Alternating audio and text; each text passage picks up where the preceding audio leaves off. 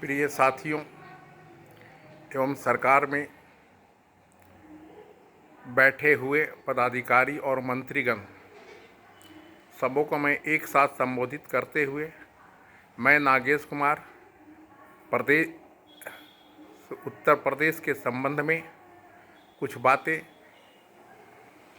और पूरे भारतवर्ष के संबंध में दिव्यांगजनों की स्थिति को लेकर कुछ बातें रखने जा रहा हूं। मेरा नाम नागेश कुमार है। मैं राष्ट्रीय महासचिव राष्ट्रीय दिव्यांग पार्टी के पद पर कार्यरत हूं। वस्तुतः कुछ बातें हैं जो मैं आप लोगों के समक्ष रखना चाहता हूं। भारत सरकार हमारे संवैधानिक अधिकार का मोल नहीं देती है। दिव्यांगजनों को सुविधाओं से मुक्त रखा गया है। हमें जो दिव्यांग अधिकार अधिनियम संयुक्त राष्ट्र संघ जिनेवा के निर्देश पर दिए गए हैं, उसमें माननीय 2014 की सरकार ने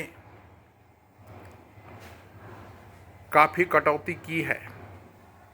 हमारे अधिकार को कम करके उसमें दर्शाया गया है, जो बहुत ही निंदनीय बात है। आज जब हम अपनी बात को उठाने के लिए एकजुट होकर उत्तर प्रदेश विधानसभा के मुखिया योगी आदित्यनाथ से संपर्क करना चाह रहे हैं, जो 17 अगस्त 2026 का निर्धारित तिथि है, पर सरकार हमारी बात को सुनने के बजाय टाल मटोल करती आ रही है। हमें जो अधिकार दिए गए हैं वह अधिकार कागजों पर दिए गए हैं, वह ज़मीनी स्तर पर अभी तक लागू नहीं है, हम तक नहीं पहुंचा है। और हमारे कार्यकर्तागण जो 17 अगस्त 2026 के कार्यक्रम में भाग लेना चाहते हैं, उनको सरकार ने उनके घर के अंदर में हाउस अरेस्ट कर रखा है, जो बहुत ही निंदनीय बात है। आखिर सरकार हमसे इतना डरती क्यों है? क्यों सरकार हमारे दिव्यांग मित्रों को हाउस अरेस्ट करके रखी है?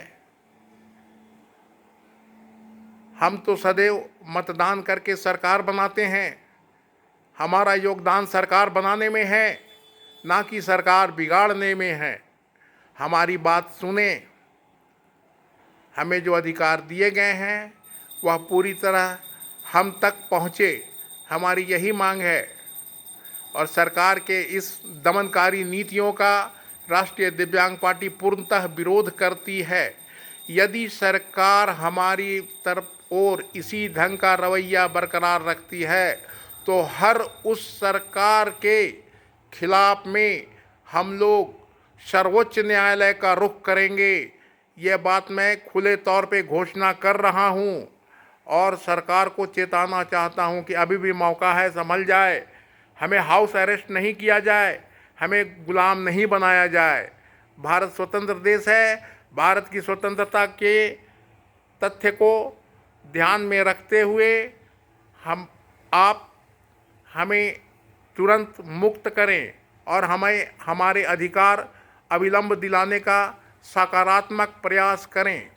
आपके पदाधिकारी कमरे में बैठकर, जो कमरा आपने निर्धारित किया है, चुपचाप एसी का मज़ा लेते रहते हैं, और जो बड़े स्तर के पदाधिकारी हैं वह आपके द्वारा दी गई महंगी महंगी गाड़ियों में बैठकर अपना शौक़ पूरा करते हैं।